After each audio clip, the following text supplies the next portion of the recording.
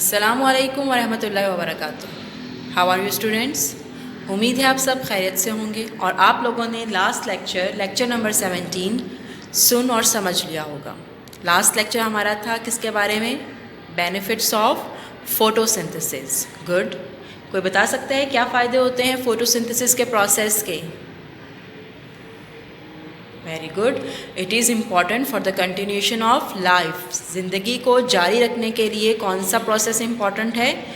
Photosynthesis. क्यों है important? ऐसा क्या काम करता है जिससे हमारी लाइफ जो है वो कंटिन्यू रहती है? गुड। दो तो बहुत मेन काम है इसके। एक, ये क्या करता है? ऑक्सीजन प्रोवाइड करता है for all living things to breathe, सांस लेने के लिए। और second, it provides food. Good. Plants अपना फूड खुद बना रहे हैं सनलाइट की रोशनी को यूज़ करते हुए, और बाकी एनिमल्स डायरेक्टली और इनडायरेक्टली इन प्लांट्स के ऊपर डिपेंड करते हैं फूड के लिए। एक्सीलेंट। और कोई बेनिफिट? Yes, good. ये क्या करते हैं? हमारे इन्वायरमेंट में ऑक्सीजन के लेवल को मेंटेन रखते हैं, क्योंकि फोटोसिंथेसिस के प्रोसेस में क्या होता है? ऑक्सीजन प्लांट स्टोमेटा के थ्रू प्लांट बॉडी से बाहर निकाल देते हैं। गुड। Next benefit. गुड।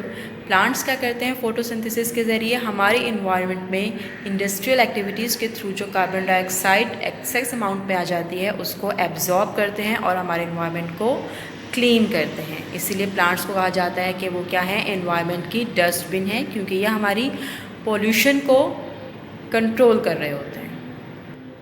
और कोई benefit? The last one. Yes, good. क्या करते हैं प्लांट्स? जब डिके हो जाते हैं, जब उनकी डेथ हो जाती है, तो उन पर सनलाइट की रोशनी मिलियंस ऑफ ईयर्स एगो तक पड़ती रहती है, जिसकी वजह से क्या होता है? वो चेंज हो जाते हैं पेट्रोलियम और नेचुरल गैस में, जो कि हमारे व्हीकल्स और इंडस्ट्रीज़ को चलाने के काम आती है एज अ फ्यूल।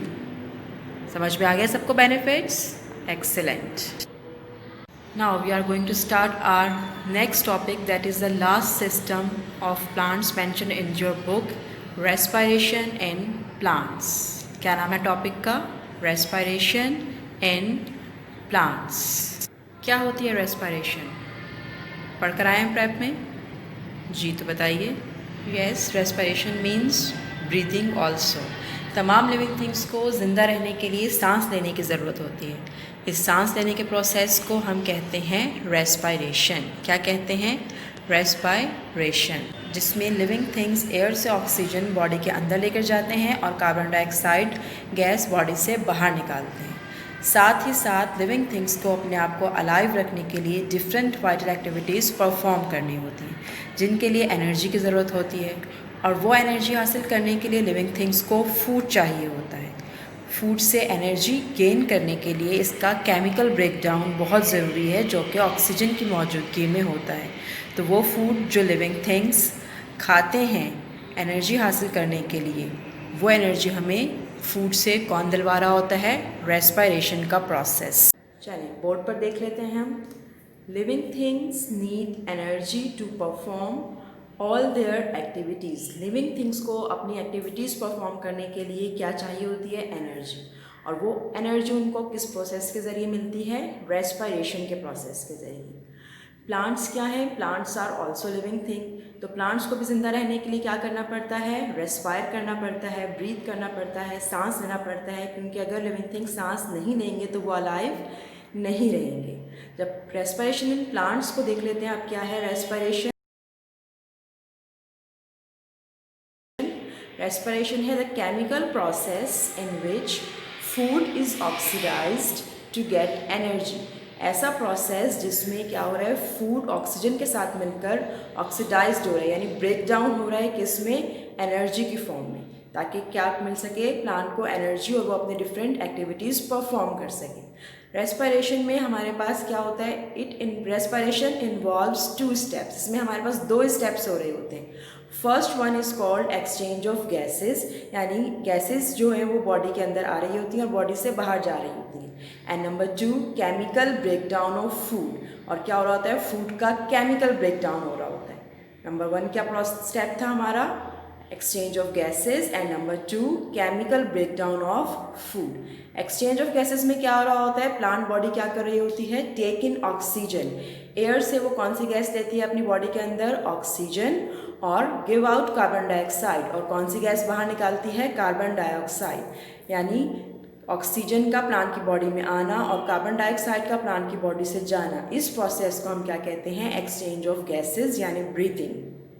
ठीक है, अब जैसे ही ये ऑक्सीजन प्लांट के अंदर आती है तो क्या होता है, ये किस में इस्तेमाल हो जाती है, केमिकल ब्रेकडाउन ऑफ फूड में। जो प्लांट बॉडी में फूड मौजूद था उसके साथ ये कंबाइन करेगी और रिएक्शन के ज़रिए ब्रेक डाउन हो जाएगी। अब वो केमिकल रिएक्शन क्या है, यहाँ देख लेते हैं। Glucose plus oxygen. ग्लूकोज आपको पता है प्लांट के फूड को कहते हैं, जो वो फोटोसिंथेसिस के प्रोसेस के ज़रिए प्लांट के लिए बना रहा होता है। ठीक है, ऑक्सीजन ले ली प्लांट ने एयर से, जब ग्लूकोज एंड ऑक्सीजन दोनों कंबाइन होंगे तो इनका ब्रेक डाउन हो जाएगा और उस ब्रेक डाउन के रिजल्ट में हमें 3 प्रोडक्ट्स मिलेंगी, carbon dioxide, water and energy. कौन कौन सी प्रोडक्ट्स मिलेंगी, carbon dioxide, water and energy. अब ये जो कार्बन डाइऑक्साइड एंड वाटर है, ये क्या होगी, आपको पता है प्लांट फोटोसिंथेसिस कर रहे होते हैं तो उनको चाहिए होती है उसके लिए कार्बन डाइऑक्साइड एंड वाटर। तो प्लांट जितनी उनको चाहिए होगी फोटोसिंथेसिस के लिए उतनी अपने पास रख लेंगे, जो एक्स्ट्रा होगी वो एक्सक्रीट आउट कर देंगे प्लांट बॉडी से। ठीक है, अब ये जो एनर्जी है जो हमें मेनली चाहिए थी, ये एनर्जी प्लांट अपनी डिफरेंट एक्टिविटीज़ को परफॉर्म करने के लिए अपने पास स्टोर कर लेंगे और इसके ज़रिए अपनी तमाम वाइटल एक्टिविटीज़ परफॉर्म करेंगे जिससे वो अलाइव रह सकें। ठीक है, अब आपके जहन में ये सवाल आ रहा होगा कि ये जो टेक इन ऑक्सीजन है, गिव आउट कार्बन डाइऑक्साइड है, तो प्लांट का ऐसा कौन सा पार्ट है जो ये एक्सचेंज ऑफ गैसेस करवा रहा होता है। ठीक है, तो देख लेते हैं यहाँ पर। In plants respiration occurs through stomata. Plants में रेस्पिरेशन किस ऑर्गन के थ्रू हो रही होती है, स्टोमेटा। स्टोमेटा आप लोगों को याद है, ट्रांसपायरेशन वाले टॉपिक में हमने डिस्कस किए थे। क्या होते हैं stomata? Stomata are small holes present on the lower surface of a leaf. Stomata क्या थे? छोटे छोटे से सुराख थे जो लीफ की लोअर सरफेस पर यानी नीचे वाली सरफेस पर मौजूद होते हैं।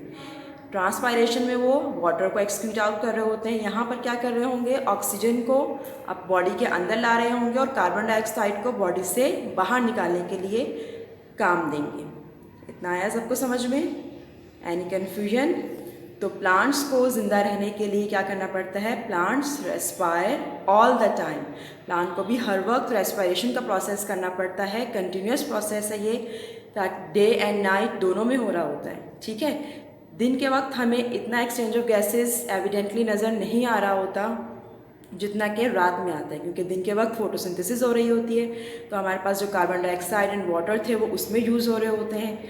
लेकिन रात के वक्त फोटोसिंथेसिस का प्रोसेस नहीं होता बिकॉज सनलाइट नहीं होती हमारे पास, तो फिर हमें रात को एक्सचेंज ऑफ गैसेस क्लियरली नज़र आता है।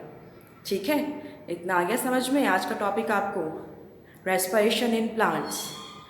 नेक्स्ट क्लास से हमें पढ़ने होंगे सिस्टम्स इन ह्यूमन, यानी आपकी बॉडी में जो सिस्टम्स मौजूद हैं उसमें से इम्पॉर्टेंट सिस्टम्स को हम पढ़ेंगे। उससे पहले आपको एक एक्टिविटी करनी है कि जब आप बिल्कुल रेस्टिंग पोजीशन में अपने घर में बैठे होंगे तो क्या करना है, आपको ब्रेथ्स काउंट करने हैं अपने, यानी सांस काउंट करनी है। जब आप एक दफ़ा सांस अंदर लेके जाते हैं और फिर बाहर निकालते हैं तो ये आपका एक ब्रेथ हो जाता है, एक सांस हो जाता है। आपको काउंट करना है कि 1 मिनट में आपने कितने ब्रेथ्स लिए, कितने सांस लिए। ठीक है, इसके बाद फिर आप उठिए और एक ज़रा राउंड लगा कर आइए अपने पूरे घर का, या अगर आपके पास छत मौजूद है तो आप छत पर स्टेयर्स के ज़रिए जाइए और वापस आइए। जब आपका सांस फूल जाएगा उस वक्त काउंट करना शुरू कीजिए कि 1 मिनट में उस वक्त जब आपका सांस तेज तेज चल रहा है आपने कितने ब्रेथ्स लिए। अपने पास नोट डाउन रखिएगा, नेक्स्ट लेक्चर में इंशाल्लाह हम इस पर बात करेंगे। अब आ जाते हैं होमवर्क की तरफ। होमवर्क है आपका revise question number 1 A to C of unit number 2।